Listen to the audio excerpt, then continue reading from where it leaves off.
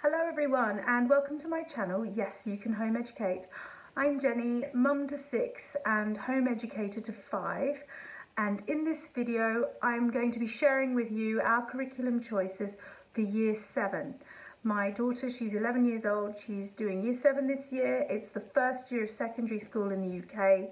It's equivalent to a grade 6 in the US. It's typically known as Key Stage 3, the first year of Key Stage 3. So we'll just be taking a look at the textbooks and online resources that we're using to cover her main subjects. So we'll be looking at what we're using for English language, maths, the sciences, the humanities and languages, and hopefully they'll be of some use to you. If you are wondering what to use for your child, if your child is coming up to Year 7 next year and you're organised and planning in advance, or maybe you're not happy with what you're using, what I have to share might be of use to you. So without further ado, let's just dive straight in and take a look. Okay, let's start with English language. So this is the book that she's using. It's The Good and the Beautiful curriculum for English language. I have a whole video about The Good and the Beautiful and the various curricula we're using. So I go through all of those and go into the company a little bit more and their ethos and their background. So if you're interested, I shall put a link up here and one also in the description below. But this is what she's using. It says level 6, just to sort of avoid any confusion, even though she's Year 7, because grade 6 in the United States is equivalent to Year 7 in the UK. It covers literature, grammar and usage, punctuation, a bit of art, and there's a few little art projects throughout, some geography, spelling, vocabulary and writing. It's the second year we're using the language, arts and literature from The Good and the Beautiful. We were so happy with it last year. We've come back to use it again. So anyway, this is what she uses. It's open and go, which means each lesson is just laid out for you. They're aimed at the home schooling family, and it just tells you what to do each day. It covers a 30-week year, 4 lessons per week, which allows for great flexibility as well. Each day they follow this checklist. So she'll do her grammar cards and geography cards for 5 to 7 minutes. And so that's what this is, just to give you an idea. So there's a whole load that it comes with, and she might just do 5 geography ones and 5 grammar cards per week. And I'll just get her to study them. And at the end of the week, I'll just test her. And sometimes it sparks off an interest in a country she may not have heard of, and she'll go off and do some extra research into that, perhaps. But those are the geography cards. And these are the grammar cards, which is also just a nice, useful way of her learning. And then she can incorporate them, hopefully, in her writing as she goes along. So that gives you an idea of that. Then she completes a lesson each day, and there's some reading to do as well, 20 minutes or half an hour a day. So just to give you an idea, I'll go up to the lesson that we're up to, and that will sort of give you a bit of an idea of how it works. So for instance, this is what she's up to now, lesson 32. There's a bit where I work together with her. It doesn't really take more than 10 minutes, 15 minutes maximum. We do some spelling. The spelling words come from these short dictations, little sentences that teach grammar rules as well as testing challenging spellings. And then if she gets any spellings wrong, we add them to this list here, and then she gets tested on them. She has to study them each day, the ones she's got wrong, and then she gets tested on them as well.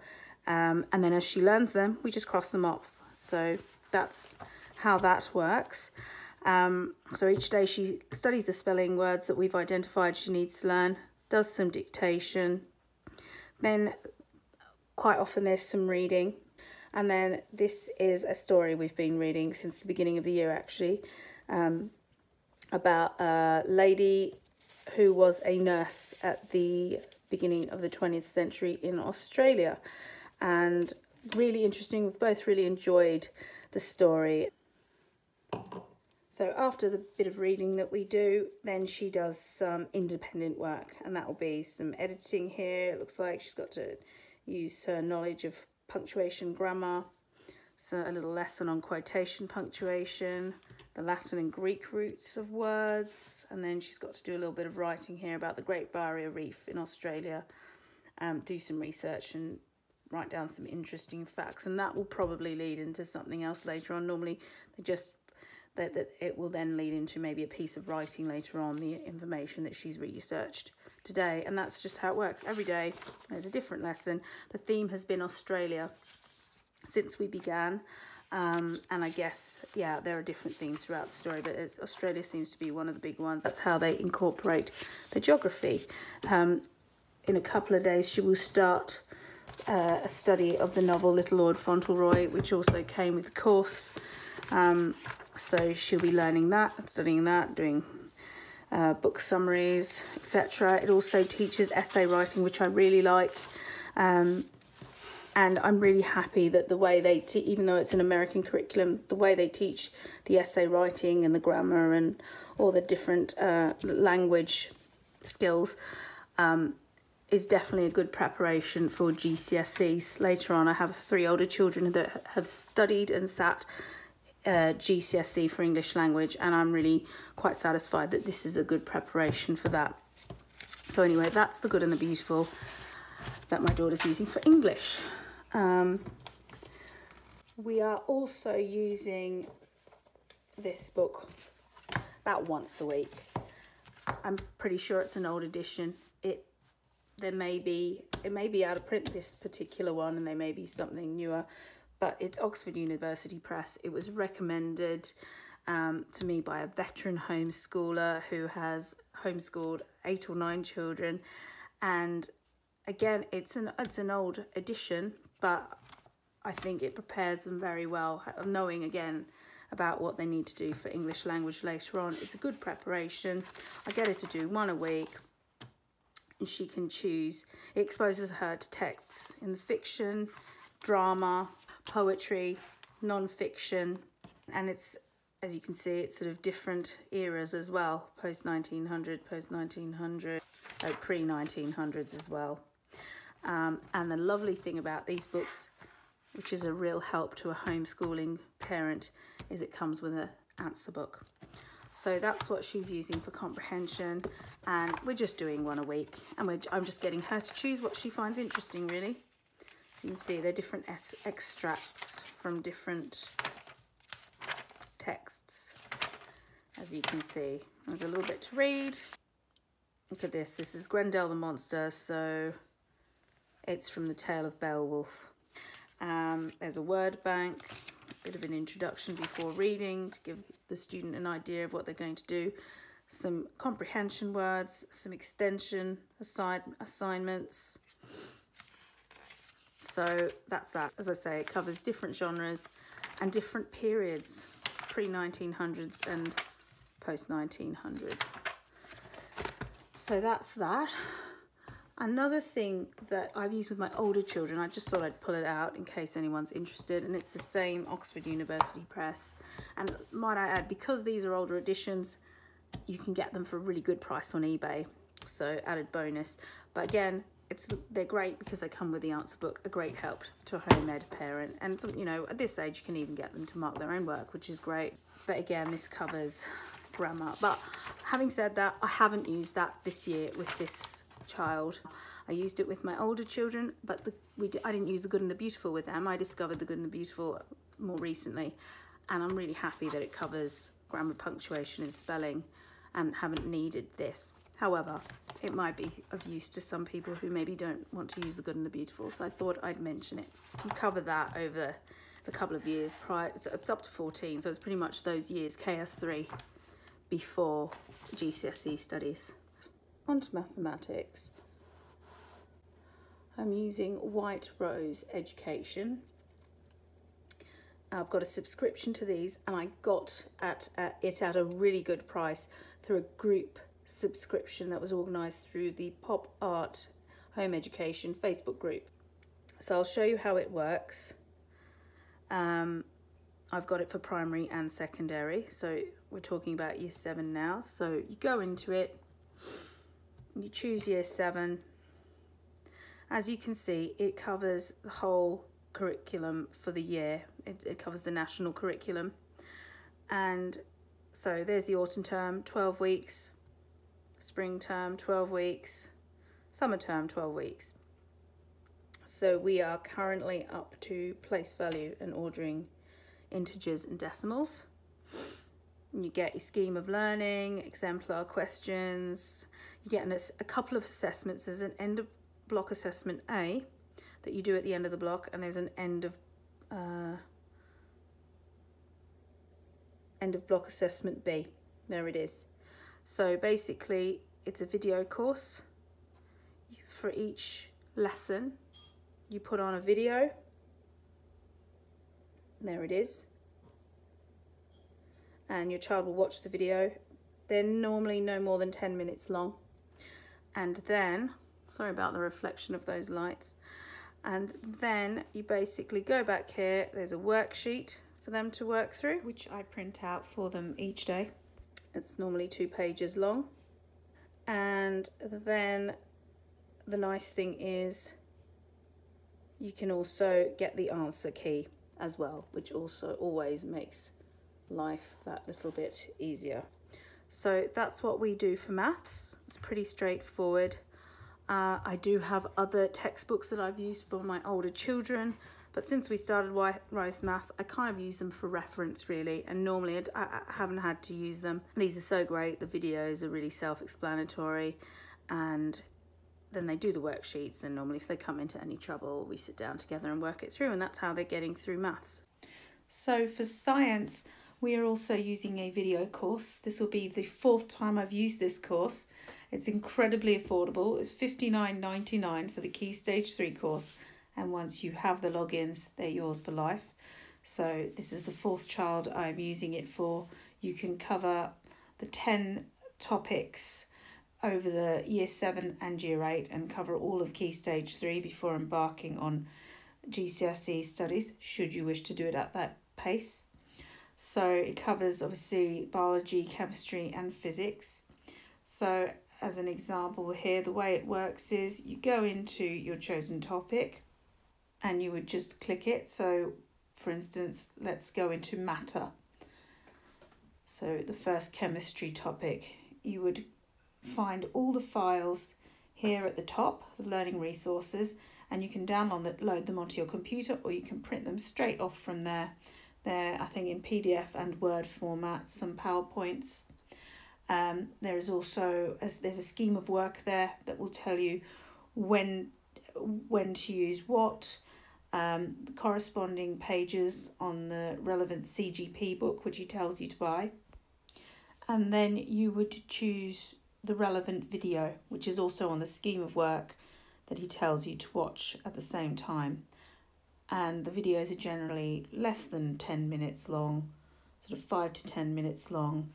They're very engaging, and I have to say I'm really happy with how my daughter's doing with this course. She is doing 2 lessons per week, so 2 videos per week, and then the worksheets that go along with them, and reading the text, the pages in the text that he assigns for each lesson.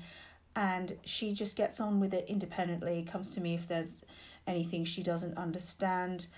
And that works really well for us as well, as I have multiple children to teach. And it's just really nice for her to be able to get on with doing her science independently. Although The Good and the Beautiful covers a little bit of geography, we're working through this book. And again, it's one that I've used with my older children, and I'm just reusing it again with this daughter. It's Galore Park. These kind of books are used in independent schools. They're very rigorous. They're common entrance exams. These are the exams they do to get into sort of grammar schools, but it's KS3 level. It covers all the main things they need to cover, and obviously you can supplement with things on the internet. But this is what we're using. Again, A Homeschooling Parent's Best Friend is a textbook with an answer key. not all textbooks have them, it seems. There are a lot of textbooks that are used in schools, and if they have an answer key at all, or so the teacher's handbook costs an absolute fortune. So these are really good for homeschoolers. So this is, you get a physical geography book, and then there's also the human geography book as well. So we've started on this one this year. We'll probably do human geography next year, and it just covers basic geographical skills, map work skills, field work skills, and we've just started tectonic processes. She'll go on to do weather and climate, landform processes, and location knowledge. So just to give you an idea, we'll do a little bit of a read through, all about maps. This was quite interesting. We quite liked doing this, and we supplemented with a local ordnance survey map as well, which was a really nice way for her to get to learn about how to use maps and see them in sort of a real context of where we live. And you get exercises. So that gives you an idea of that. We are now up to, as I said, tectonic processes. So it's just a basic textbook, but they're quite well written, they're really interesting, and we're just slowly working through it together, and should be able to cover this within the year, I should imagine.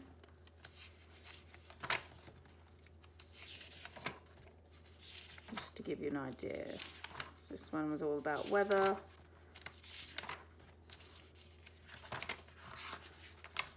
Landform processes.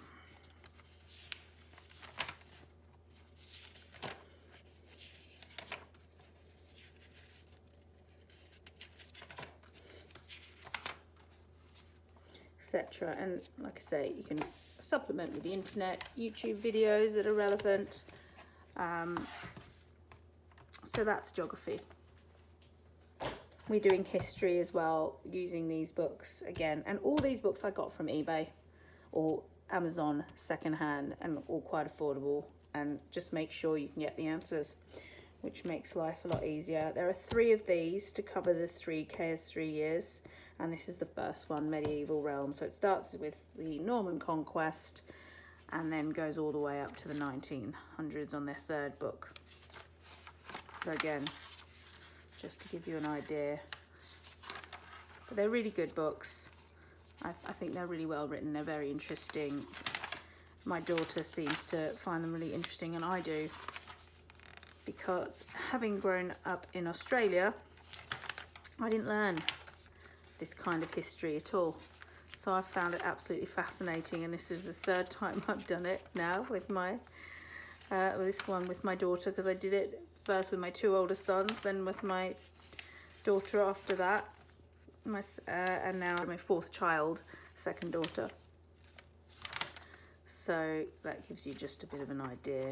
I should really cover the. If I look at the contents, you can get an idea of what is covered in this book. Norman Conquest, conquered England, sons of William I, Civil War, Henry II, Richard I, Crusades, and King John, all the way up to 3 Henrys and the Wars of the Roses. Okay, so it's, yeah, you get the picture. And again, these can be supplemented with the internet, and that's what we do. All relevant films. We're members of the National Trust, so we can go on field trips. We were lucky enough to go recently and stay at a family member's holiday house in Normandy, and we went to Bio and actually saw the Bio tapestry, which we had studied in here. So that was really cool and made it come alive for my daughter. So yeah, so that's how we're covering history. Pretty straightforward. So let me tell you what we're using for Spanish. You may or may not have heard of the National Oak Academy website. It came about during the national lockdowns, during the pandemic period, and it provided a whole load of video courses, seemingly out of nowhere. It just popped up right in time for children to be sent home to homeschool. And there happens to be, among many other courses, an entire Spanish KS3 curriculum that covers the 3 years, year 7, 8 and 9. And I worked out that if my daughter does a couple of lessons, video lessons per week, that will cover her for those 3 years and give her quite a good grounding in Spanish should she want to continue it at GCSE level. So as you can see, there are units for year 7 there, 6 of them, so that's 1 per half term for the whole of year 7, same for year 8, same for year 9. The videos are very good, they're quite engaging again. They instruct the child to also take part in activities that are really well organised for a recorded course, and my daughter's really enjoying them, doing really well with them. I will practice with her a little bit or check that she's understanding things, as I'm a Spanish speaker as well, although it is my second language. So my grammar's not always perfect. I'm not always sure about every verb ending or change of tense. So it's really great to have this course. I've learnt a lot with my children along the way as I've learnt with them. As I'm slowly perfecting my Spanish too. We have textbooks to supplement. So the CGP Spanish Key Stage 3 textbook is quite good, and the workbook that goes along with that. But these video courses provide her with quite a lot of written exercises as well, which is quite good for a recorded course. So we're quite happy with that. And finally, one thing I haven't mentioned is that they're entirely free. So if you aren't familiar with the National Oak Academy, yeah, they are free. All these courses are free, so absolutely fantastic resource for home educating families and incredibly economical. One of the other topics we're covering this year is a little bit of Latin. I got a couple of these books, again, second hand, and they were quite affordable. There's a Minimus and there's a Minimus 2. They're actually pitched at primary level, but as a beginner course in Latin, it's absolutely fine, and really one of the few subjects I'm doing with my daughter and my youngest son together, which is quite nice. We've just been working through it slowly. It's centered around a family who lives in Roman Britain in Vindolanda, which is a Roman fort. I think it actually does exist, and you can go and visit the remains up near Hadrian's Wall. And they're just learning the basics of Latin. Obviously, the grammar is great and relatable to the English language anyway. The root words, it refers to artifacts that have been found. Bits of Greek mythology, which obviously found its way into Roman culture. Information about how the Romans lived as well are incorporated into the book. So it's quite a nice, fun little book. They've been enjoying it. We only do it once or twice a week, probably about half a chapter a week. And I should imagine it's quite a thin book. We'll probably get through it fairly quickly. I also found a gem online, and it was called minimuslatin.co.uk, and some teachers have put together this fantastic website that has free PDFs of workbooks to go together with this textbook, as well as workbooks to go to with the next one, the Minimus 2, and that's made life a lot easier. So I've just printed one off for each of my children. Each time we work through a chapter, they can then do a little bit of work in the workbook just to sort of apply what they've learnt, which is nice. There are other things on that site as well, including word lists and pronunciation guides and all sorts. So take a look at that. I will of course put that website link into the description, and also any websites that I've referred to in this video, of course, I will put in the description below.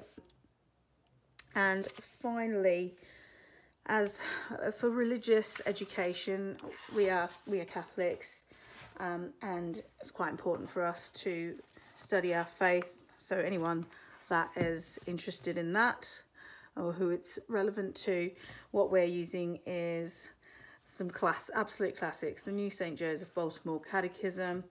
Just working through that again. I'm just doing that with my younger three. We worked through that with my older children as well when they were a bit younger, as well as the Bible history, slowly working through that one as well this year. In addition, my children are doing some online courses, live courses with the £2 Tuition Hub on Bible history. There are classes on offer for younger children and older children, which they're finding really interesting. The other thing my daughter is doing on the £2 Tuition Hub, I knew there was one more thing I'd forgotten, is she's also doing a drawing class once a week, which she really enjoys, just for an hour, along with the art that she's obviously doing within the Good and the Beautiful curriculum. I actually didn't show you any of the nice little art projects that are in the Good and the Beautiful before. So whilst we're talking about art, it starts out teaching about warm and cool colours. Hang on. I think it's one of the first lessons as she eased in was making a colour chart. And then obviously there's lots of art appreciation, looking at lovely artworks. But this was one of her first projects. And when you first get this course, at the beginning of the book, it tells you to get pastels and mixed media art paper, ideally, or pastel paper. So she did this as an artwork. She's done a few things. Let's see if I can find.